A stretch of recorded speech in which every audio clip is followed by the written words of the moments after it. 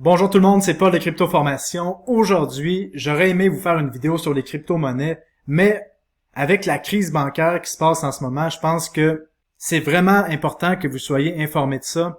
Donc, on va en parler aujourd'hui. On va parler, est-ce que c'est le temps de retirer son argent des banques?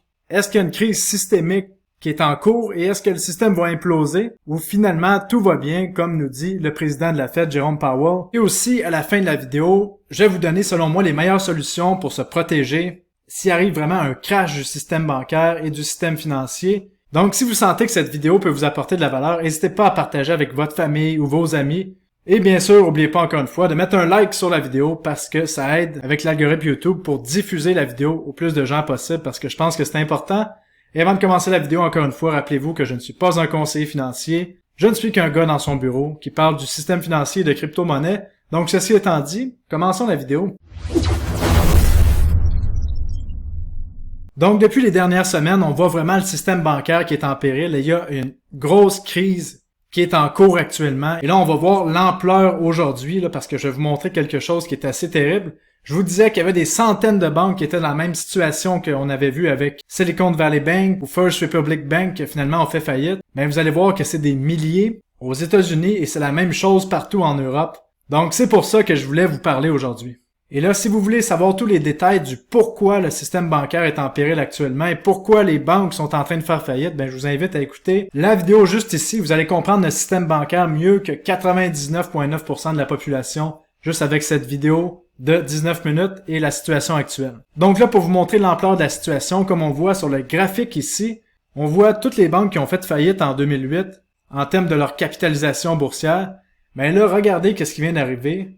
On a déjà 3 banques qui officiellement ont fait faillite depuis les 2 derniers mois. Et c'est des banques majeures, comme on voit ici, de plus de 100 milliards de dollars en capitalisation. Et le problème là-dedans, c'est que ce n'est que le début, parce que le problème est vraiment pas réglé. On va aller voir ça. On a appris, dans un article qui est sorti le 2 mai, que sur les 4800 banques aux États-Unis, actuellement, il y a 2315 banques américaines qui sont en dessous de l'eau, qui n'ont pas la liquidité pour couvrir l'argent des déposants. Donc là, on parle de la moitié des banques aux États-Unis qui sont en pétrin. C'est la même chose en Europe, c'est la même chose dans tous les pays qui ont des belles banques centrales, qui ont monté les taux d'intérêt comme s'il n'y avait pas de lendemain depuis l'année passée. Donc, on parle d'un trou de plus de 2 trillions de dollars, de 2000 milliards de dollars actuellement, et ça, probablement que c'est beaucoup plus si on regarde le même calcul, mais avec les plus grosses banques. Et là, on le sait que la FDIC a décidé de couvrir tous les dépôts des gens qui avaient mis de l'argent dans des banques à la hauteur de 100%, alors qu'avant, c'était 250 000 dollars. Mais la FDIC a seulement 127 milliards de dollars en actifs. Donc, qu'est-ce que ça veut dire? C'est que si on continue à avoir des faillites bancaires, qu'est-ce qui va arriver probablement encore la semaine prochaine, la semaine d'après, puis la semaine encore d'après? La Fed n'aura pas le choix d'imprimer de l'argent avec son imprimante magique pour donner l'argent aux déposants parce que les banques ont joué au casino avec l'argent des déposants. Donc, on est dans ce système pervers-là en ce moment. Et en plus de ça, qu'est-ce qui est pas compté dans le 2 trillions qui est manquant, c'est tout le problème qui s'en vient avec l'immobilier commercial que je vous ai parlé dans la vidéo précédente, que je vous recommande encore d'écouter si vous l'avez pas écouté, parce que je vous explique le problème en long et en large. Et là, on le sait que qu'est-ce qui a causé le trou pour toutes ces banques? C'est le fait que la Fed et toutes les banques centrales ont décidé d'augmenter les taux d'intérêt rapidement, comme ça a été jamais vu dans le passé, la vitesse à laquelle les taux d'intérêt ont augmenté. Puis là, on le voit pas sur la charte ici, parce que les données de la Fed sont pas à jour, mais on vient tout juste le 3 mai, d'augmenter encore les taux d'intérêt à 5,25% au niveau de la Fed. Donc là, ça met vraiment le clou dans le cercueil à plusieurs banques régionales. Donc, à l'image qu'on voit ici, il y a plusieurs banques qui vont s'ajouter dans les prochaines semaines, qui vont faire faillite. Et là, vous voyez le graphique ici de la Silvergate Bank, Silicon Valley Bank, First Republic Bank, la PacWest Bank qui va faire faillite, on a l'impression aussi. Et là, vous allez voir d'autres graphiques de banques qui sont dans le pétrin. Et là, vous voyez ici, on parle de chute, les banques qui ont fait faillite, l'action vaut plus rien. Mais si on regarde la PacWest Bank, on parle de 93% de son sommet d'il y a à peine 1 an. On a aussi des banques comme la Western Alliance Bank, Metropolitan Bank, Home Street. Toutes ces banques-là vont pas bien. Et je pourrais vous en nommer des dizaines comme ça. Mais qu'est-ce qui arrive en ce moment, c'est que toutes les banques régionales voient leur action plonger et les gens commencent à sortir leur argent des banques parce qu'ils commencent à être vraiment nerveux. Et le fait que les gens sortent leur argent des banques, ben, ça met encore plus de pression sur les banques qui sont obligées de vendre des actifs à perte pour permettre aux gens de sortir leur argent et ben, ça cause des faillites bancaires comme on va voir de plus en plus. Et là, vous vous souvenez de First Republic Bank qui a fait faillite il y a à peine une semaine ou deux. Ben là, on a JP Morgan, comme que je vous expliquais, qui est une des plus grosses banques au monde, qui rachète les actifs de First Republic Bank à rabais. Donc là, ce que j'essaie de vous faire voir ici, encore une fois, c'est que les plus grandes banques sont en train de racheter tous les actifs des plus petites banques. Et là, on a une centralisation du pouvoir vers le haut. Et là, vous allez voir où est-ce que je m'en viens avec tout ça dans quelques minutes. Parce que je pense qu'il y a un plan qui est bien clair à travers tout ça. Donc, soit qu'il y a un plan qui est bien clair, ou les gens qui dirigent, c'est des idiots. Donc, soit c'est des génies, soit c'est des idiots. Parce que si le plan était que les grandes banques rachètent tous les actifs à rabais des petites banques, ben le plan est génial, ça fonctionne. Mais s'il n'y a pas de plan derrière ça, puis que finalement, ben toutes les banques régionales étaient en faillite, on avait des banques zombies déjà depuis plusieurs mois, puis que là, les faillites commencent à arriver, ben tous les dirigeants, les politiciens, les régulateurs, qui depuis des mois le savent à 100%, tous les régulateurs là, qui vous disent que les crypto-monnaies, c'est pas bon, que c'est dangereux, qu'il faut protéger le consommateur, mais où est-ce qu'ils étaient quand que depuis des mois sont capables de voir les livres comptables des banques comme Silvergate, First Republic ou Silicon Valley Bank? À un moment donné, il faut se réveiller sérieusement. Là. Puis l'autre question qu'il faut se poser à travers tout ça, c'est pourquoi est-ce que, avant d'intervenir, là, pourquoi les politiciens laissent le prix de ces banques-là s'écrouler à zéro au niveau de leur action, puis après vont garantir les dépôts avec la FDIC? Bon, sérieusement, c'est vraiment assez spécial ce qui se passe là. En plus de ça, le 1er mai, Joe Biden nous disait que le système bancaire était solide et vraiment résilient. Puis là, on voit toutes les autres banques régionales en train de s'effondrer. Puis là, à peine hier, on a le président de la Fed, l'empereur mondial de la finance, Jérôme Powell, lui-même, qui vous dit que le système est solide et résilient. Le système bancaire est solide et résilient. Donc, vous comprenez que ces gens-là, qui sont supposés être les gens qui vous protègent, qui sont en haut de la pyramide, sont en train de vous mentir en pleine face. Donc, la question à se poser, là, vraiment, la vraie question à se poser, c'est quelle sanction mérite Jérôme Powell? Il est en train de vous mentir en pleine face. Il est là, il se promène, tout va bien, les gens l'acclament, les gens l'appellent monsieur quand ils vont y poser une question après les meetings de la Fed qui sont endormants. Mais ça, c'est correct. Tout va bien. On les laisse faire.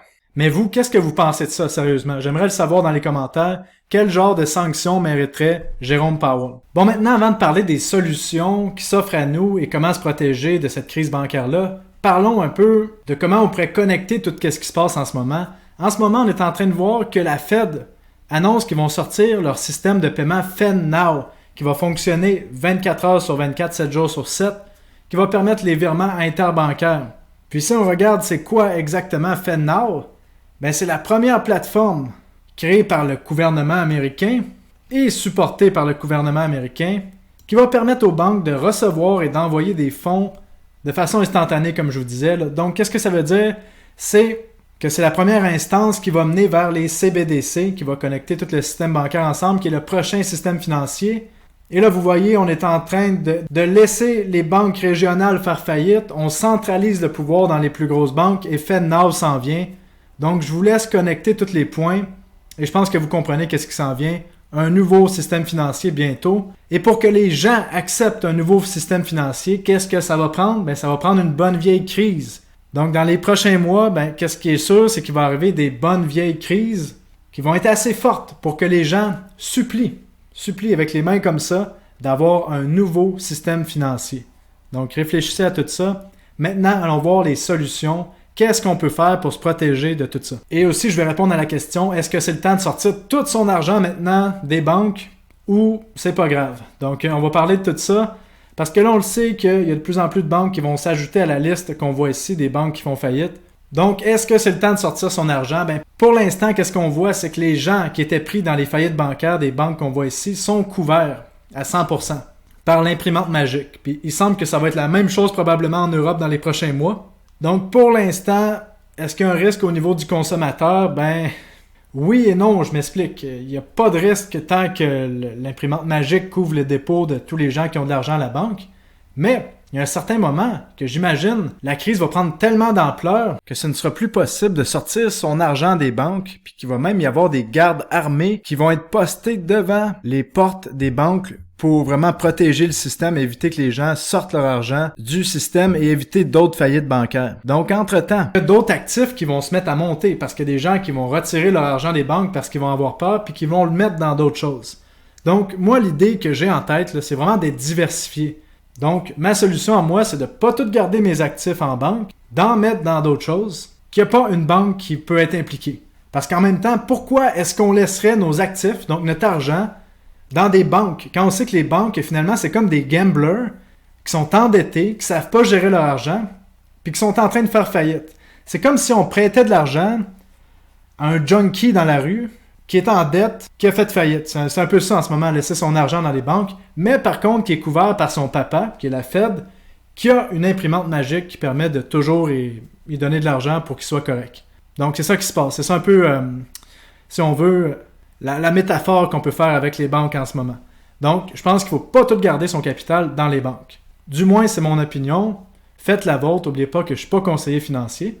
Donc, c'est quoi nos solutions? Commençons avec la première solution, qui est peut-être évidente pour certains, mais qui a un gros danger à faire, c'est de prendre des positions short contre les banques régionales sur leurs actions.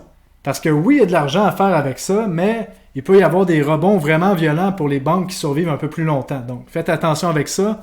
L'autre point aussi, c'est que si vous prenez une position short dans une banque et que vous la gardez du vendredi au lundi où est-ce que la banque est fermée, que vous ne pouvez pas vendre vos positions, bien souvent, c'est la fin de semaine que les banques ferment et ne réouvrent pas le lundi. Donc, toutes vos positions short vont valoir 0 si vous shortez une banque en faillite. Donc, moi, je pense qu'une des choses à vraiment être conscient, qui peut être intelligent, c'est de ne pas garder ses positions short dans la fin de semaine, parce que vraiment, ça peut faire mal. Si la banque fait faillite le lundi, là, finalement, on perd tout ce qu'on a mis. Bon, deuxième option, c'est d'acheter des actions dans le marché financier. Donc, vous n'êtes pas en cash, vous êtes en action. Vous achetez des actions, par exemple, du S&P 500 ou dans le Nasdaq. Donc, si votre courtier n'est pas lié à une banque qui peut faire faillite, ben ça peut être une option pour sortir du capital puis le diversifier ailleurs que dans une banque, donc dans des actions. Ça peut être une idée. Puis en plus, qu'est-ce qu'on a vu? Puis qu'est-ce qu'on a compris? C'est que la Fed va être obligée de recommencer l'impression monétaire dans les prochains mois, va recommencer à diminuer les taux d'intérêt. En tout cas, c'est ça que le marché nous dit. Dès le mois de juillet, c'est pricé que les taux d'intérêt pourraient recommencer à descendre déjà au niveau de la Fed. Donc ça, c'est intéressant. Là. Les deux armes de la Fed, c'est de jouer avec les taux d'intérêt puis d'imprimer de l'argent à partir de rien. L'autre option, bon, c'est de sortir son argent de la banque puis la cacher sous son matelas. Ben ça, c'est une option libre à vous de le faire. Mais bon, il y a toujours des risques de feu, des risques de se faire voler, des trucs comme ça. Donc, soyez conscient de ça. Et si vous faites ce genre d'option-là, ben la meilleure solution, c'est d'en parler à personne, vraiment. Maintenant, parlons de la troisième option qui est intéressante. Comme vous le savez, ben c'est les crypto-monnaies. Les crypto-monnaies, qui est une façon de prendre son argent, la sortir de la banque, puis la mettre dans un autre actif. La question, c'est quelle crypto-monnaie acheter? Ben ça, je pense que j'en parle assez souvent sur ma chaîne. Mais est-ce que c'est d'acheter du Bitcoin ou c'est d'acheter d'autres altcoins qui sont plus des technologies? Quand vous achetez du Bitcoin, vous pariez sur un système monétaire qui est à part du système financier actuel. Quand vous achetez des altcoins, qui sont les autres crypto-monnaies, vous pariez sur des technologies. On le sait qu'en ce moment, si la Fed recommence l'impression monétaire, les technologies vont exploser à la hausse. Donc, c'est pour ça que les altcoins devraient monter, mais il va y avoir beaucoup de volatilité. Puis, acheter du Bitcoin, ben, c'est de parier sur un système monétaire qui est dirigé par les mathématiques et non par des banques centrales qui peuvent manipuler le cours, imprimer de l'argent à partir de rien. Donc, belle option de diversification selon moi. Les autres options, ben, c'est d'aller dans les commodités, comme par exemple l'or qu'on voit ici qui a atteint un nouveau sommet historique hier en dollars US, mais qui a atteint des sommets historiques dans toutes les autres devises du monde. Ça, je vous en parle dans mon groupe privé. Je vous ai expliqué ma stratégie par rapport à l'or. J'achète des actions dans les compagnies minières d'or qui souvent, ben, je dis souvent, c'est tout le temps en fait, lorsque l'or monte, les compagnies minières en or montent plus que l'or. Donc ça, c'est intéressant. Puis, un autre actif qui est vraiment pas à négliger, qui a du rattrapage à faire par rapport à l'or, c'est l'argent. L'argent physique ou acheter des compagnies minières d'argent. Donc, vraiment intéressant. Une autre belle source de diversification qui peut rapporter beaucoup d'argent. lorsqu'on a un effondrement du système bancaire comme actuellement, ou des perturbations, parce que ça peut être vu comme des valeurs refuges, l'or et l'argent. Et selon moi, on est dans des bonnes fenêtres pour en acheter, là, possiblement pour une belle montée dans les prochaines années, cette année, l'année prochaine qui va suivre. Puis, dernière façon de se diversifier, c'est d'acheter des commodités ou des actifs dans le secteur de l'énergie, là, comme par exemple le pétrole, ou des commodités comme du bois, le cuivre, d'autres métaux intéressants. Donc ça, c'est d'autres façons de sortir son argent des banques puis être dans quelque chose de solide aussi. Donc, je pense que ce qu'il y a à retenir de tout ça, c'est qu'on ne sait pas à 100% qu'est-ce qui va arriver pour la suite. La seule chose qu'on sait, c'est qu'on s'en va vers un nouveau système monétaire, que les banques régionales sont toutes en péril partout à travers le monde. Puis moi, je pense que la solution, la meilleure, c'est de diversifier son portfolio dans d'autres actifs que par rapport aux banques. Puis à ce moment-là, ça permet de protéger le plus possible ses actifs et sa valeur. Et même de profiter de cette crise-là, parce qu'on sait que l'argent va sortir des banques, va aller dans d'autres actifs et que l'argent que la Fed et les banques centrales vont recommencer à imprimer va aller dans tous ces actifs-là. Donc, c'est une belle façon aussi de s'enrichir, fort probablement dans les prochaines années. Donc, voilà ce que j'avais à vous dire aujourd'hui. J'espère que vous avez apprécié. Si vous avez apprécié, n'oubliez pas encore une fois de vous abonner à la chaîne et de m'écrire un commentaire en me disant qu'est-ce que vous avez aimé le plus de la vidéo et quel va être votre plan d'action. Donc, ceci étant dit, je vous dis tout le monde, passez une belle journée et on se revoit dans une prochaine vidéo. Salut, bye bye.